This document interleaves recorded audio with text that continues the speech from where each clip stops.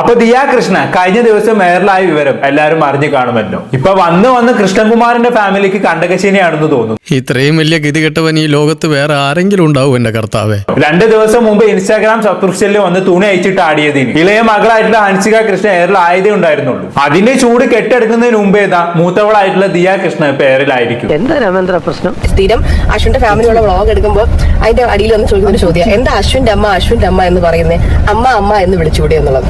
നിങ്ങൾ എല്ലാവരും മനസ്സിലാക്കാൻ കാര്യം, നിങ്ങൾ എത്രത്തോളം പേരാണ് നിങ്ങളുടെ ഹസ്ബൻഡിന്റെ അമ്മേനെ അമ്മ എന്ന് വിളിക്കുന്നതോ മമ്മി എന്ന് വിളിക്കുന്നതോ ആന്റി എന്ന് വിളിക്കുന്നത്, അതൊന്നും എനിക്കറിയില്ല. എല്ലാവർക്കും അവരവരുടെ ഇഷ്ടങ്ങളാണ്. ഞാൻ അശ്വിന്റെ അമ്മ അല്ലെങ്കിൽ ആന്റി എന്ന് വിളിക്കുന്നത് ആന്റിക്ക് ഒരു കുഴപ്പമില്ല. എനിക്ക് അമ്മ എന്ന് വിളിക്കാൻ മരുതൻകുഴി വീട്ടിൽ ഒരാൾ ഇരിപ്പുണ്ട്. പുള്ളിക്കാരിയുടെ പേരാണ് സിന്ധു കൃഷ്ണകുമാർ. അപ്പൊ ആ പുള്ളിക്കാരിനല്ലാതെ എനിക്ക് വഴി നിൽക്കുന്ന എല്ലാവരെയും അമ്മയെ അച്ഛന്നൊന്നും എനിക്ക് വിളിക്കാൻ പറ്റില്ല. അപ്പൊ ആ പുള്ളിക്കാരിനല്ലാതെ എനിക്ക് വഴി നിൽക്കുന്ന എല്ലാവരെയും അമ്മയെ അച്ഛന്നൊന്നും എനിക്ക് വിളിക്കാൻ പറ്റില്ല. നിനക്ക് ഇതെങ്ങനെ സാധിക്കുന്നതാവോ എന്ന് ഞാൻ ചോദിക്കുന്നില്ല, പക്ഷെ നിന്റെ അപ്പൻ ഇതെങ്ങനെ സാധിച്ചെടുത്തടാ? വഴി നിൽക്കുന്നവരോ? അപ്പൊ അച്ഛന്റെ അമ്മയും അച്ഛനും ഒക്കെ ദിയെ സംബന്ധിച്ചിടത്തോളം വഴി നിൽക്കുന്നവരാണോ? അല്ല, അറിയാത്തോണ്ട് ചോദിക്കാണ്.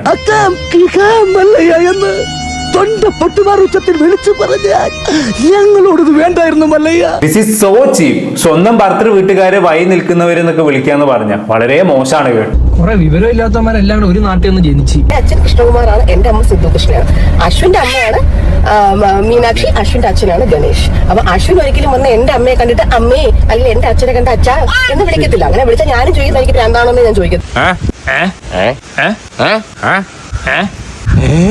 ഭ്രാന്താണെന്നോ? എന്താണ് താങ്കൾ ഉദ്ദേശിച്ചത്? അങ്ങോട്ട് മനസ്സിലാവുന്നില്ല. പറഞ്ഞു കേട്ടില്ലേ നിങ്ങൾ? എന്റെ അച്ഛനായിട്ടുള്ള കൃഷ്ണകുമാറിനെ അശ്വിൻ കയറി അച്ഛാന്ന് വിളിച്ചാണെങ്കിൽ ഞാൻ ഭ്രാന്താണെന്ന് ചോദിക്കു പോലും. ഭയങ്കര മനസ്സ് സങ്കടത്തിലിരിക്കാൻ സന്തോഷ്, ഭയങ്കര മനസ്സിൽ.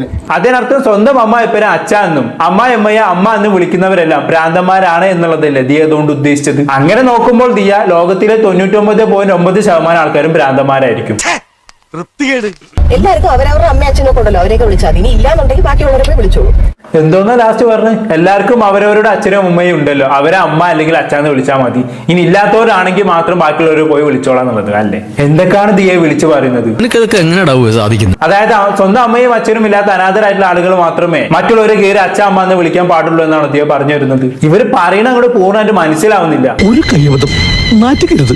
ഇനി തോന്നിയാസം പറഞ്ഞു നടന്നാലുണ്ടല്ലോ നാട്ടിലടിച്ചാൻ സൂപ്പാക്കും. ഈ പെണ്ണിന് എന്താ ബോധമില്ലേ? ക്യാമറ ഓൺ ആക്കി ഇത്തരം സ്റ്റേറ്റ്മെന്റുകളൊക്കെ പബ്ലിക്കായി വിളിച്ച് പറയുന്ന സമയത്ത് ഇത് ഓഡിയൻസ് കാണും, ജഡ്ജ് ചെയ്യും, ഏറി കയറുന്നുള്ള ഒരു ബോധെങ്കിലും ഈ പെണ്ണിനില്ല എന്നുള്ളതാണ്. കുറച്ചൊക്കെ വാക്കുകൾ സൂക്ഷിക്കണം കേട്ടോ.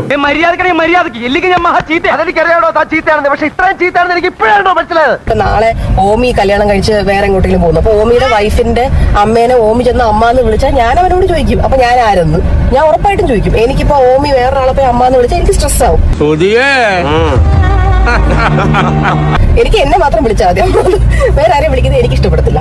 ശരി, ഓമി കല്യാണം കഴിച്ചു കഴിഞ്ഞാണെങ്കിൽ സ്വന്തം അമ്മായിമ്മേനെ എന്ത് വിളിക്കണം എന്നുള്ളത് അത് ഓമിന്റെ ചോയ്സ് ആണ്. അത് അവൻ അതിനനുസരിച്ച് വിളിച്ചോളൂ. അപ്പൊ അതേപോലെ തന്നെ ഇപ്പൊ അശ്വിന്റെ അമ്മയ്ക്കായാലും എന്റെ അമ്മയ്ക്കായാലും എല്ലാവർക്കും അവരവരുടെ പിള്ളേർ അമ്മ എന്ന് വിളിക്കുന്നതായിരിക്കത്തില്ല ഇഷ്ടം. എല്ലാരും കൂടെ വന്നിട്ട് അമ്മയെന്ന് വിളിക്കാൻ കാവിലെ അമ്മയൊന്നും അല്ലല്ലോ. ഇതൊക്കെ കേട്ടിട്ട് എന്റെ മസിൽസ് വെട്ടി കേറിയിട്ട് വയ്യ. ഞാൻ പോകുന്നു. Bye bye.